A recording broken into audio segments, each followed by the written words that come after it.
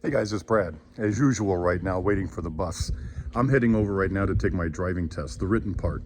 I've been studying for 2 months solid since my accident. Haven't been able to drive because I didn't have my license anymore. No ability to drive here in Italy.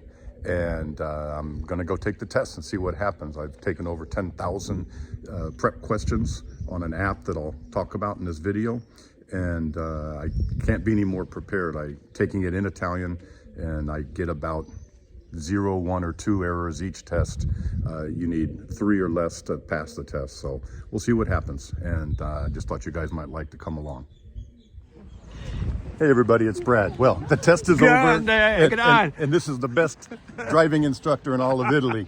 I didn't miss any. 0 errori. Wow. Fantastic, Bradley. So now everyone's going to go get a beer and drive home. See you guys soon. Hey guys, it's Brad, and I'm back. So I was halfway joking in that intro of the video. We didn't go and get beer. We actually went and got wine because it's Italy. No, we didn't get anything.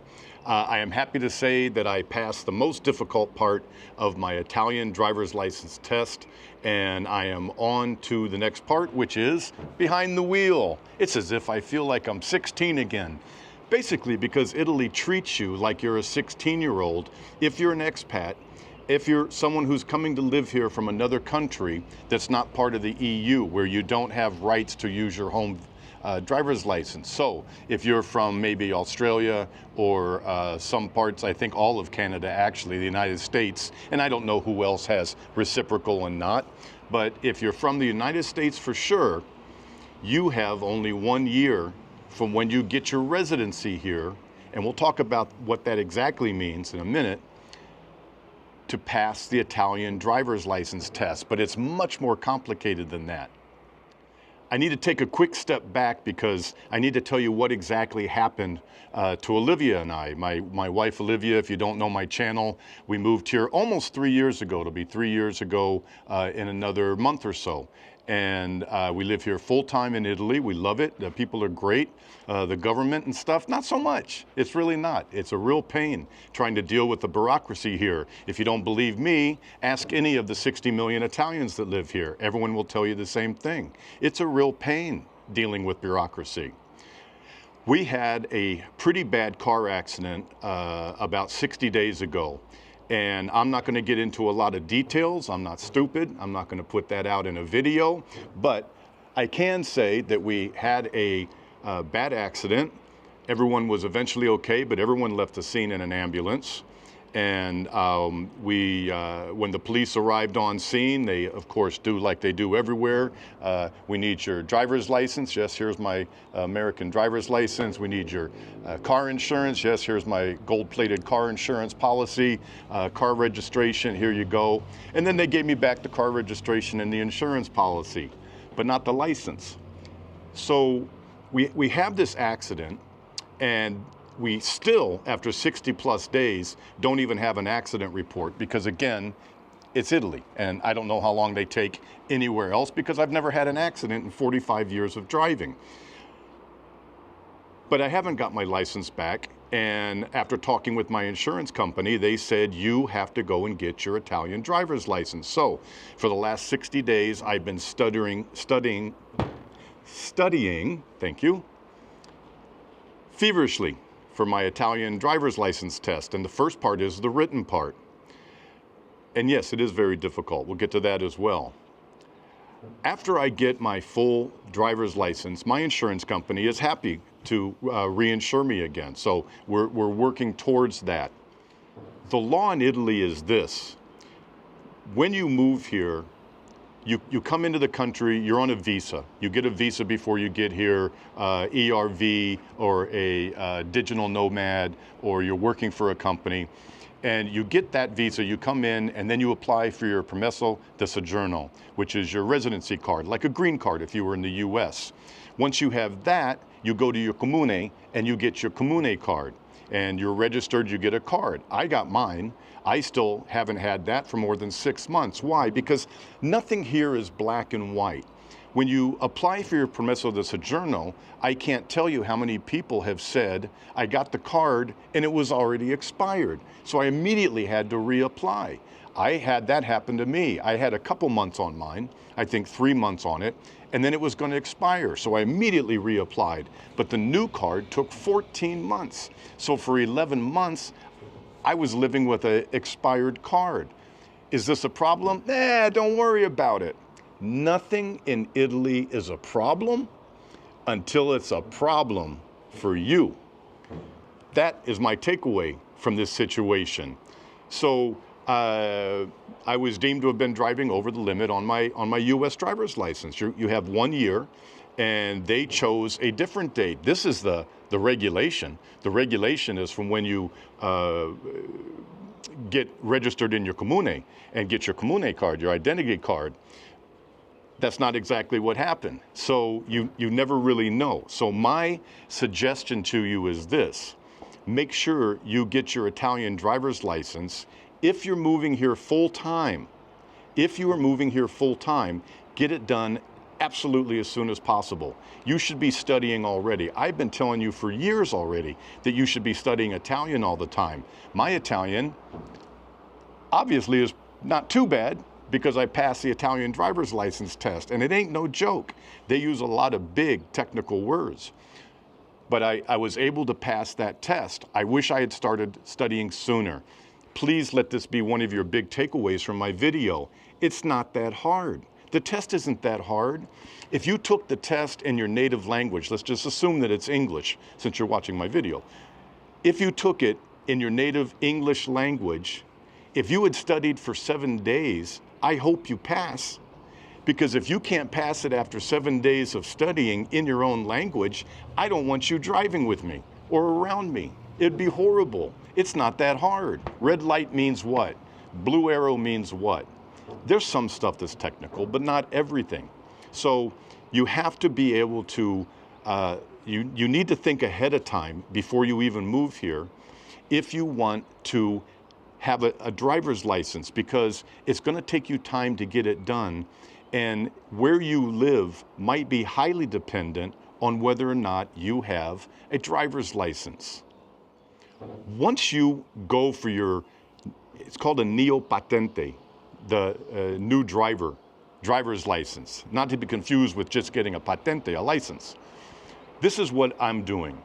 First, I had to pass the written test, which I have just done a couple days ago from the day I'm making this video. First, you have to pass that. Then I have to start taking my behind the wheel. Again, it's just like you're 16 years old. So I take my behind the wheel course. I'm out with an instructor. There's 2 sets of pedals in the car. I'm driving. He's saying destra, sinistra, dritto, stop, whatever it is, 10 and 2. And we have to spend 6 hours together in the car. Once I've completed that and they're satisfied, they call in a state inspector who rides along in the car and has me do various things, and they'll try to trick you. Someone was just telling me they'll ask you to go up a one-way street, and you have to be aware and not just scared and go ahead and do whatever they tell you. You have to say, that's a one-way street, I can't do that. They're tricky here. A friend of mine took the driving test, and he is a MD doctor. He had 21 years of schooling. He said it's the only test, the Italian driver's license test, is the only test he's ever taken in his entire life that wasn't designed to test your knowledge. It was designed to trip you up. So after I get my behind the wheel done, then I will get my new driver's license. What does that mean? It's not a regular driver's license. I will have to drive a car that is low power and low weight for the first 36 months that I'm driving in Italy.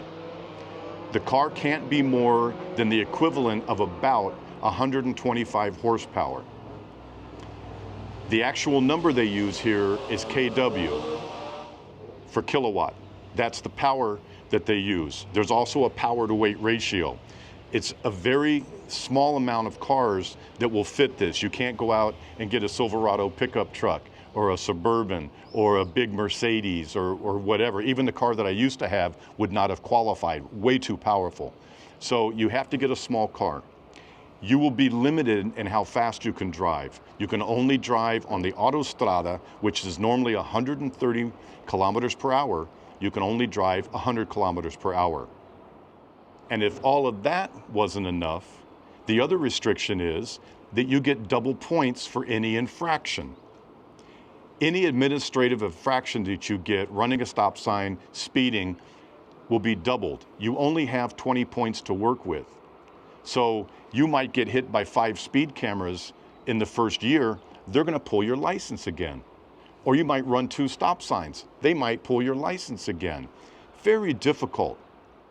Let's talk about what happens for you as an American or some other expat that should have converted their driver's license, should have taken the Italian driver test, and you don't. This is what can happen to you. You could be hit, if you're just pulled over, with penal sanctions, administrative sanctions. You should have turned this driver's license into an Italian driver's license. You should have taken the class and done all the work. You haven't.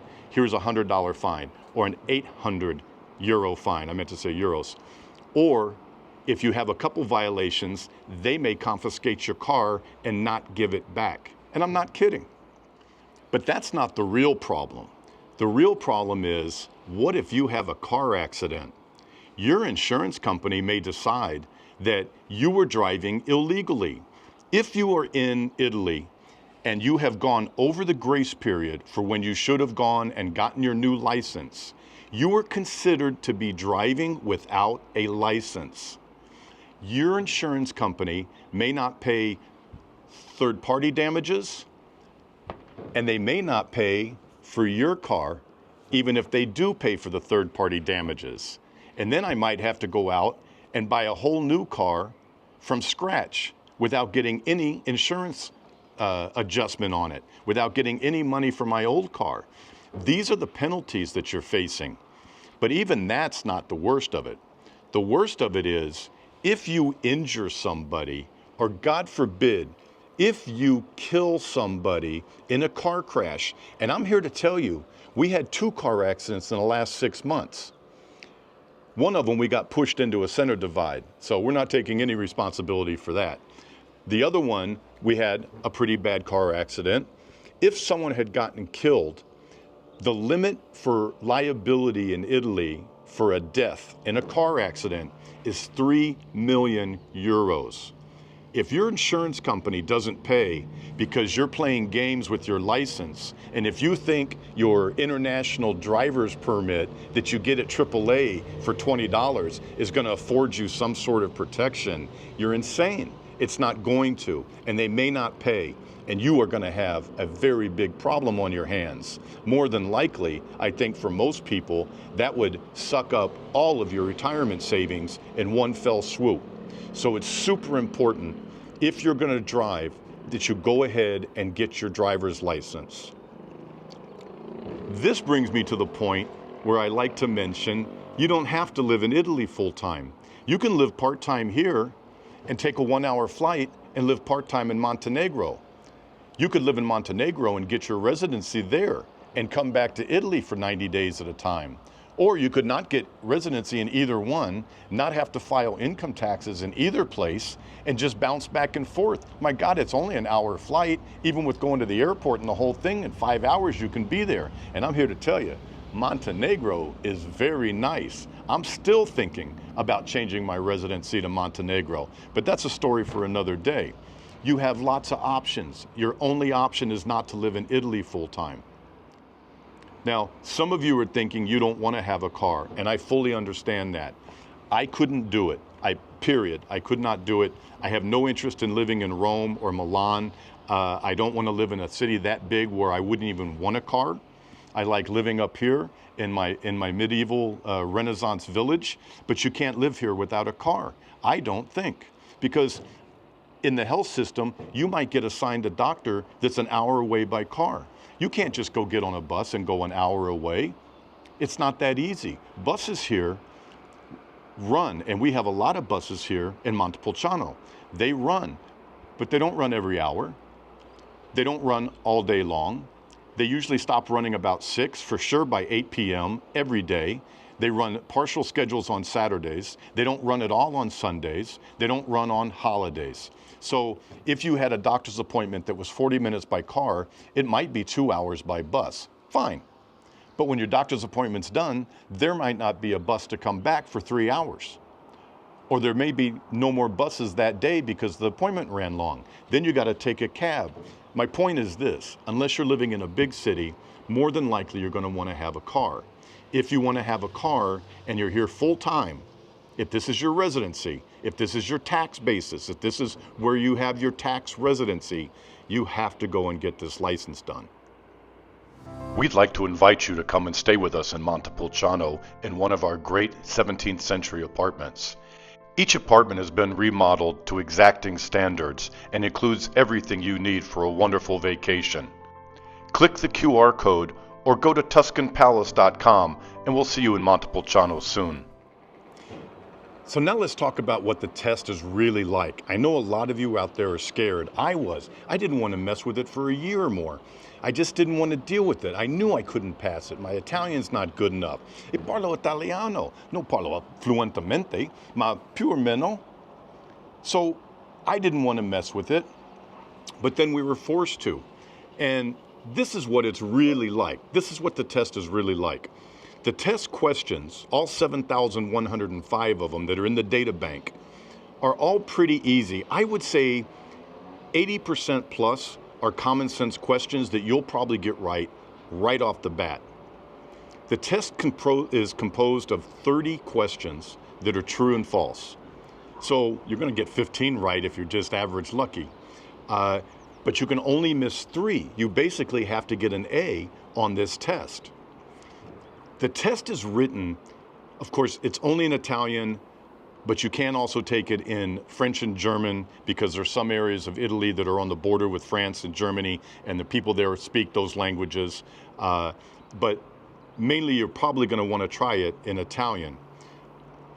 It's written in confusing ways. It's hard to explain, but it's basically like, for example, they use double negatives. So if the question might be, let's just say you come up to a stoplight and it's red, you must stop at the stop line. The question might read, when approaching an intersection and the traffic signal is solid red, you must stop at the stop line and not enter the intersection. You're like, true, okay, easy. Another way they might write it is, it's not true that when approaching an intersection, if it's red, blah, blah, blah, and stop. You see how they mix it up on you. So you have to be very careful when you're reading it. If your Italian is of like a medium level, if you can carry on a conversation with your doctor here about what's going on with you, if you can sit with a friend over a glass of wine and tell them how your day was, I think you'll have a very good chance of passing this test.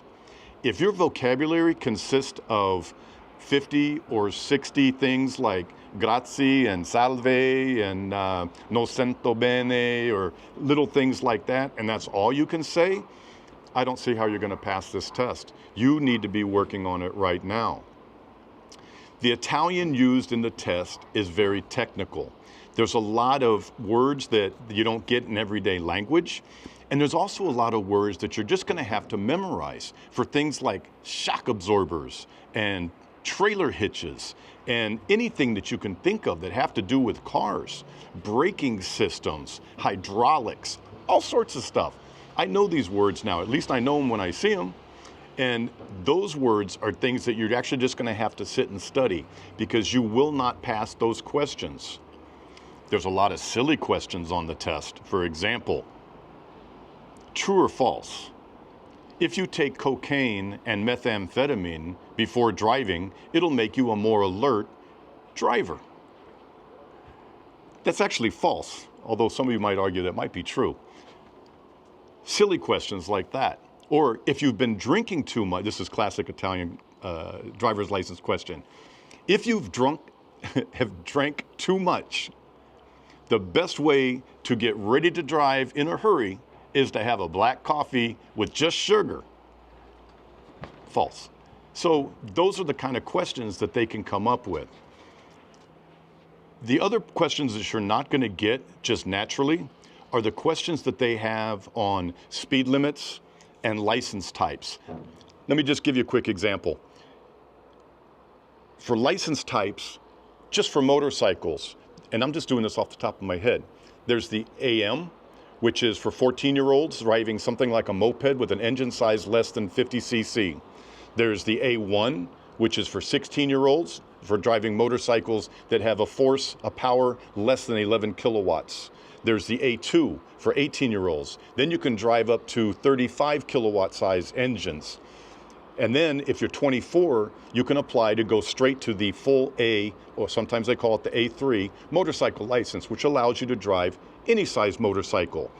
If you've had an A2 license for at least 2 years, you can apply to get the full A license after 2 years of having your A2 license, if you're at least 20 years old. And they work all these things into a question, true or false. An A2 license allows you to drive a motorcycle over 50 kilowatts. False. Then you have all the car licenses. You have the B1, you have the full B, which is what you're going for, but the Patente full B, not the regular full B. Then you have the B with the harmonized code 96. You have the BE, which has to do with trailers. All sorts of different things, and each one has all these different regulations. That's the stuff that's going to be hard for you to memorize, and that's the ones that you're really going to have to work with, all the while understanding Italian. I want to say here that anyone out there thinking that they're going to game the system because you have a pair of meta glasses are the glasses, smart glasses, where you can read something in Italian and it whispers in your ear, that means false. Don't answer it like that. Don't use cocaine when you're driving. If you think you're going to use that kind of stuff, forget about it. They checked everything when we walked in. We had to give up our cell phones. They made me take off my Apple Watch. You couldn't wear like a big jacket. They didn't want you with pockets and stuff. They have a monitor that is in the room. They have video cameras videotaping everything. There's a camera on each screen that you're using for the touch screen to do the test that you can't get out of frame. It has to be your face. It does a facial recognition of you. They're not playing around here. I've had people tell me all sorts of stuff of how I should be able to go in there and cheat. You can't do it. Oh, and if you think that you're going to pay someone $5,000 or $6,000 or $9,000 to just go get you a license, if you know a guy who knows a guy, you better really think about that, because if you get in an accident and they find out that you paid for a license, bye-bye. Enjoy the rest of your time in Italy, because it might be 10 to 20 in an Italian prison. They don't mess around with stuff like that here. So you're going to have to really buckle down and study if you want to get this license. As usual, I'm turning my videos into a big, long production, and I don't mean to do it on purpose, but I got a couple issues. I have ADHD, so I'm thinking all this stuff and I'm trying to bring it in. Oh, I got a funny story to tell you, and it gets all long and convoluted, but I want to have you guys get all the information you possibly can. I think that having to take this test in Italian is stupid. And I'm not saying that as an arrogant American that came here. I thought it was stupid in the US when people said all immigrants should have to take the driving test in English. You're in America. You should learn English now. You should only speak English when you come to America from day one. If you want to be here, you need to speak English. Give me a break. I can't tell you, and I've met a lot of subscribers, I can't tell you how many subscribers I've met that would bring stuff like that up about America and then tell me, well, I don't think I'm really going to bother learning a bunch of Italian. I get by in my village. Oh, I'm not going to get my driver's license. I got friends that have been here for 5 years, and they just keep renewing their international driver's permit, and that's good enough. I'm sure that'll be fine. It's not fine. It's illegal. It makes you an illegal alien, and it also makes you a hypocrite. If you're going to move to Italy and be here full time, you need to learn the language, and therefore you shouldn't have that much of a problem passing this test. Guys, I studied for 60 days so hard. I have a degree from the university in international business. I think I spent more time studying in the last 60 days than I did for my degree. I studied so much. more than 10,000 questions completed. And that's what it will probably take for you too. The last little thing I want to tell you guys about this driver's test, and I really hope you think long and hard if you're still watching this video. I hope you think long and hard about if you're going to be able to pass this thing, if you think you're going to want to drive, and how you're going to get around this, because you don't want to put yourself in jeopardy. I feel very lucky that I have a good insurance company and they're taking care of us for the most part, but they're taking care of the big things, and I was able to pass the test and we're moving forward. You don't want to screw this up, really. So think long and hard how this works into your plan. There are places you can move to, like Montenegro, where more than likely you'll be able to just exchange your license. But please, don't think that you can move to Montenegro for 6 months and get a Montenegrin license and then move to Italy and just change it. That doesn't always work. Okay, they're on to stuff like that. So they're going to want to see that you were in Montenegro for a long time before you try to do something like that. And you're going to have people tell you that I'm wrong, and all you have to do is just go cancel your permesso de soggiorno after you've gotten it, and that resets the clock. You need to be very careful about that. Again, nothing here is a problem until it's a problem. If you try doing stuff like that, and some administrative person decides, no, we're not going to pay this claim, you could be on the hook for hundreds of thousands, if not millions of euros. And accidents happen. I'm here to tell you that accidents happen. I'd like to do another video for you guys really going into the technical stuff of how I studied, but I don't want to do it. I don't want to waste my time if no one's interested. So in comments, if you'd be interested in seeing a lot more test questions, because I'm sure I put a couple up here on the screen. I'm always throwing up tidbits of information. If you guys would like me to do a 20-minute video on exactly how I prepped, what I thought was important, what words are important, how I gathered the information that I used to study. I mean, I'm pretty proud of myself that I passed this test on the first try. It wasn't easy. And I'd like to pass that information on to you. But again, only if you guys want that. Okay? That's all I got on this. It's a super important subject. It's something you guys need to be thinking about. Olivia says hello, and we'll be back doing more videos. I'm actually filming again this week. This took precedence. I had to take 60 days off just to get my license thing squared away. But I'm really, really looking forward to getting back to doing my videos for you guys. I got some great new stuff coming up, so it's going to be fun. And you'll start to see them coming on after this video. So she says hello, and I say ciao. See you guys.